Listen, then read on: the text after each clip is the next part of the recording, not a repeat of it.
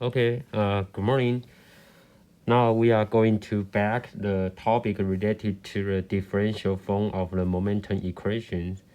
So that class we stop here, and we trying to symbolize the items on the right hand side, and then finally to be the low du dt plus the low u du dx and the low v du dy and the low w du dz.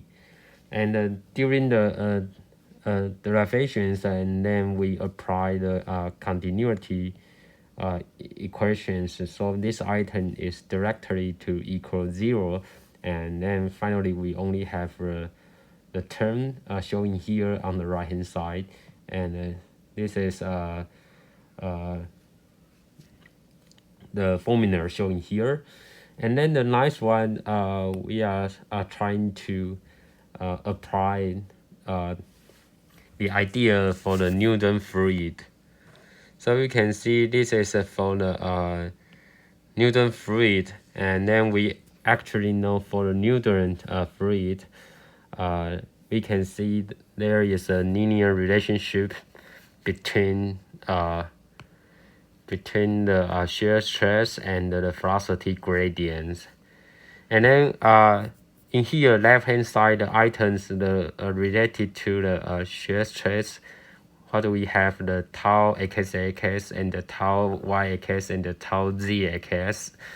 And then if we know, we can assume the fluid is a Newton flow. And then we can rewrite the shear stress by the velocity gradients, and based on the different components, so we have the shear stress related to the different velocity gradient. Okay, so we just put the formula shown here inside the equation. So for the first one, we have the tau xx and the dx, and then we know that the tau x can be rewrite to be the d, and the dx, and the 2 mu and the du dx. So that will equal to, we assume the viscosity didn't change with the different spatial locations. So we only have the 2 times viscosity of the d square u and the dx square. Okay, and then for the tau yx and dy can also be rewrite by the mu viscosity and the d square u and the dy square, and the plus the u and the d and dy and dv dx. Okay, and the final one is the d tau zx dz can be rewrite by the mu also, and the d square u and dz square, and the plus the mu and the d and the dz dw dx. Okay, and since I just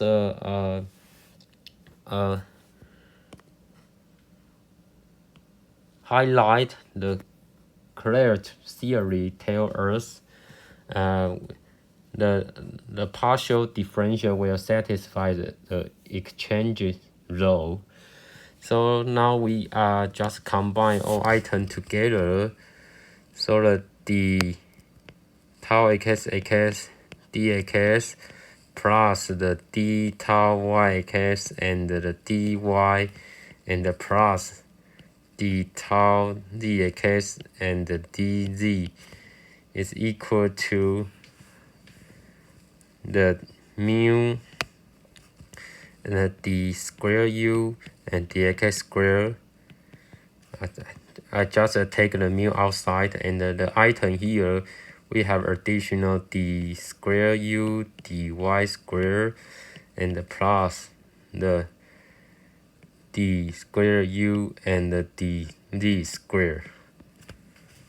Okay, and another portions we have the plus and also the mu, and the inside is the d and dx and du and dx and the plus, and that, as I mentioned, satisfy the crowd series.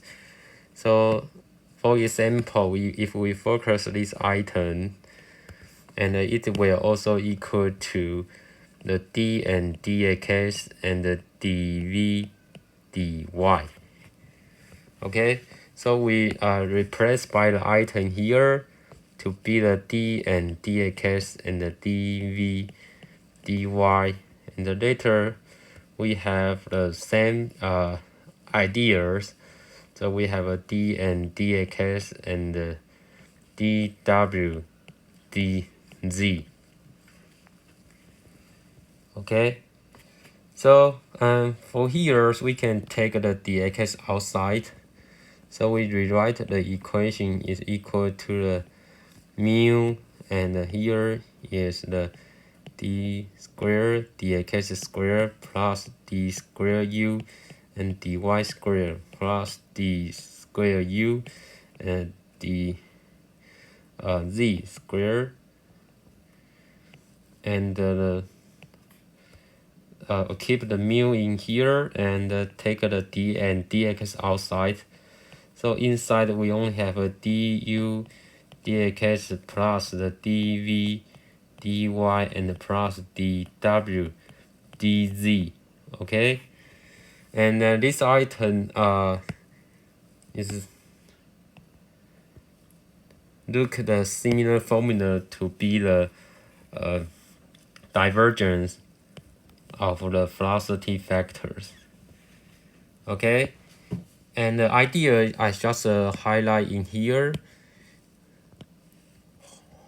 which the conditions can satisfy the divergence of the velocity field is equal 0. So at these two conditions, the first one is need to satisfy the steady flow first, and the second we assume the flow is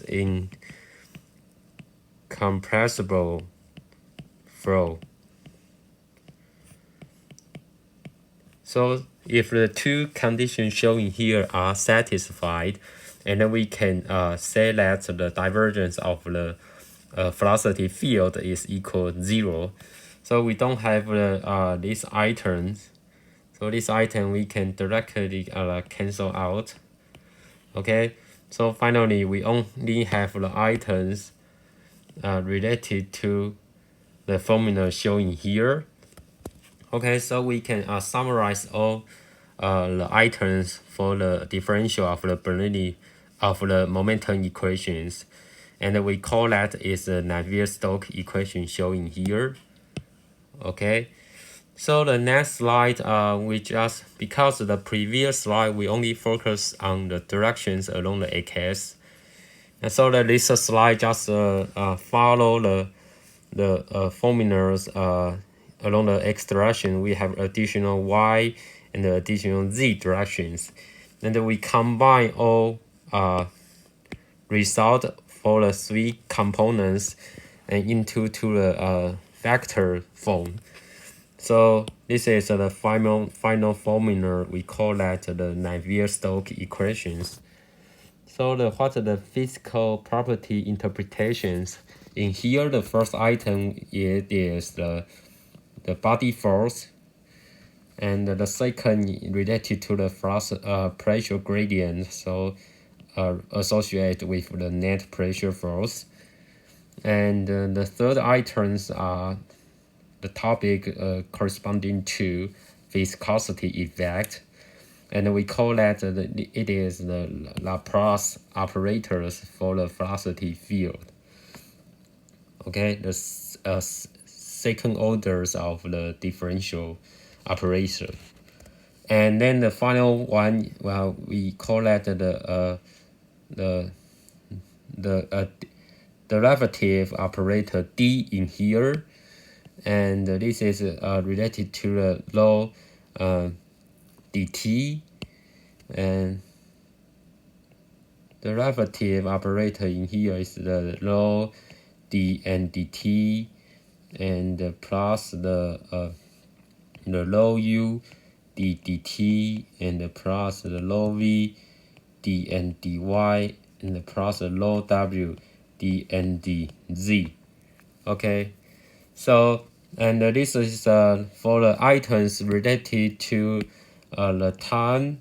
We call that the local acceleration, and the topic related to the u and the velocity multiplied the spatial differential. We call that is the convective accelerations. So the right hand side items are associated with the mass and multiply the acceleration. And the acceleration includes the two types. One is a local acceleration here, and this is a convective acceleration. Okay, so and then before we finish these chapters, and we have in the following, we have the two exercises are associated with the Navier-Stokes equations, and I can directly tell you and highlight the application of the Navier-Stokes are we can apply the Navier-Stokes equation to better understand the velocity field under different hydraulic conditions. So as you can see, the first exercise are associated with the curative flow. So and sometimes we know that the curative flow is the problem related to the replication problems. So as we focus on the questions in here, so we have the flow direction along the streamline, and we can also call that the x directions, and the up is the u directions, y directions, and we can see that the velocity profile in here is the linear velocity profile. Okay, and we know that we have the u velocity along the x direction, but as a function of the y. Okay, this is a simple velocity profile related to the curative flow. But how can we derive the velocity u in here? So we base on the Navier-Stokes first, and we know that we can focus on the directions along the x. So we write down the formula of the Navier-Stokes along the x directions. So that we have a rho g x, right? It's a body force of the acceleration along the x directions, and the minus the pressure gradient. So we minus the pressure gradient along the x directions, and the plus the mu and the Laplace operator. So in here we have the rho u and the rho x squared plus the rho u and the rho y squared, and the plus the rho square u and the rho z square, right? And we're equal to the mass acceleration. So we have the density, and the layer has on the du and the dt, right? And the plus the rho u du dx, and the plus the rho v du dy, and the plus the rho w and the du dz, right? And then we can consider different items step by step. So the first, we don't have the accelerations related to the body force. So the gx equals 0. And this problem curative flow is posed on the atmosphere. So we don't have the gauge pressure, right? So the pressure gradient in flow equal 0. And then this problem, we don't have the V and W velocity. So that two directions flow velocity are equal 0. And we assume that the condition is a steady flow. So the du dt also equal 0. So we can just cancel out some parameter we don't have for the Navier-Stokes. And then because our velocity u only as function of the y, so the dx and the dz are equal 0, and this is a steady flow, and the velocity didn't change with the different x directions, so it equals 0, and we don't have the v velocity and the w velocity. So finally, based on the Navier-Stokes, we only have the d square u and the dy square will equal 0. And then we can do the integration one times. So the du dy will equal to the c1 constant value. And then we do the second times again. So the u will equal to the c1 y functions and plus the c2, right? And we have the two unknown parameters. We have the c1 and the c2.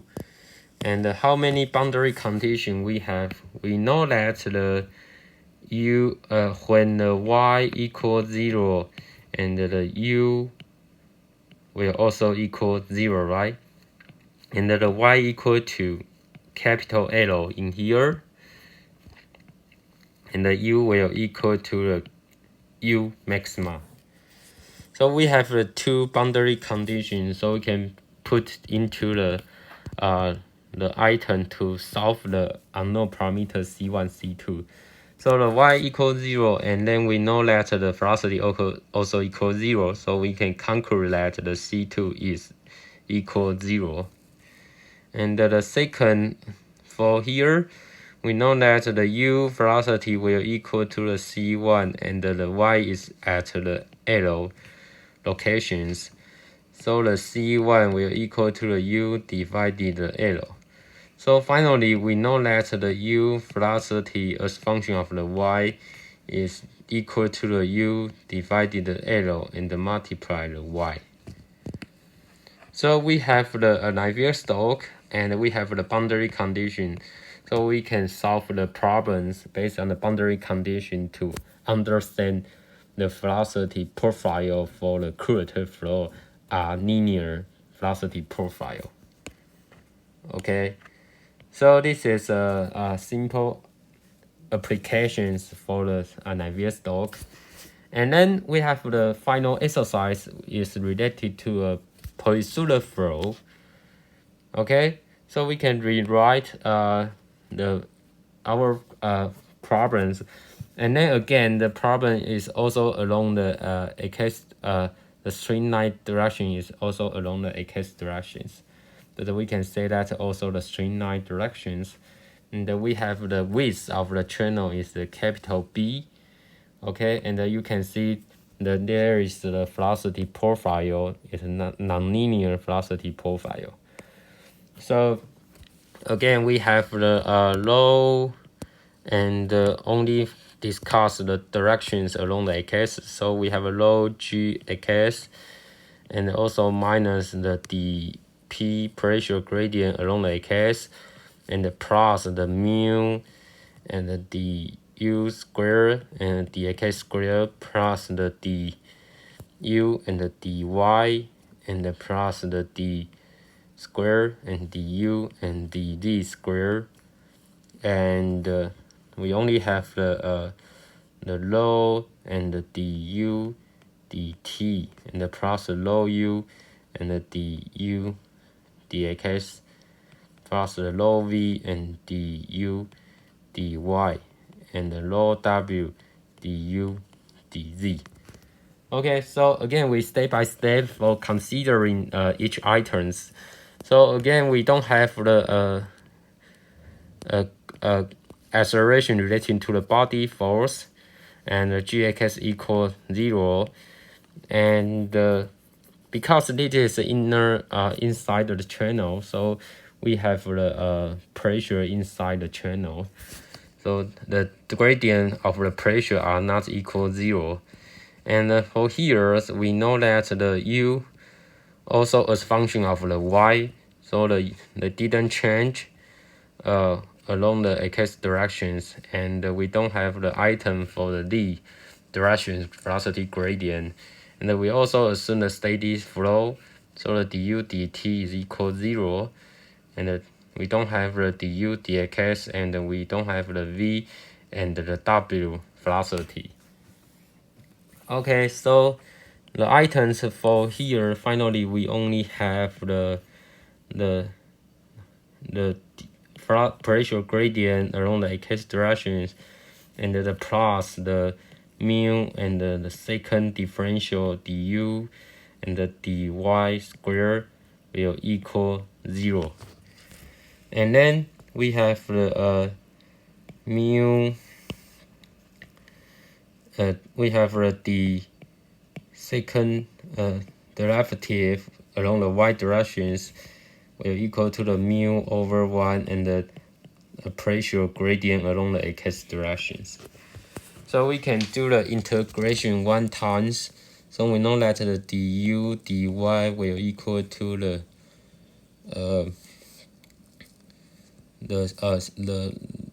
c1, and we have the mu over y and the dp dx, right? And we can do the second time differential. So we have the second time the u will equal to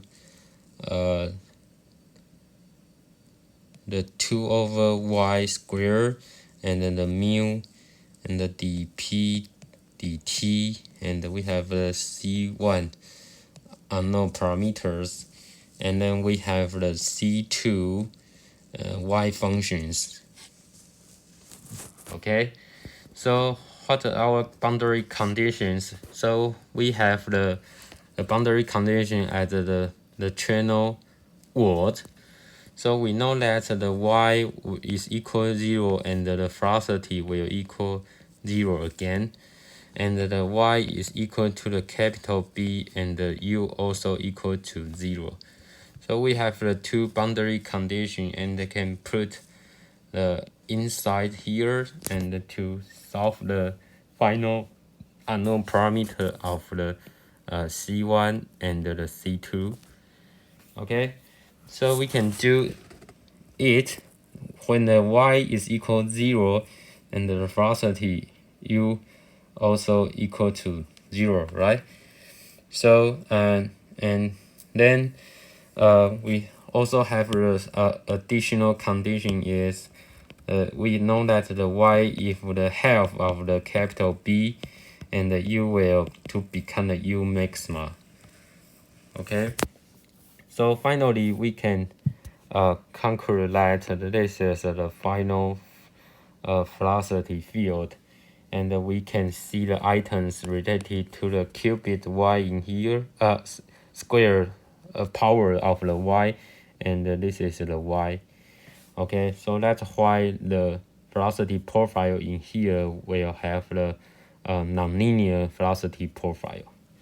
Okay, because of the time limitation, so I may stop here, and this is for our final material related to the chapter 6.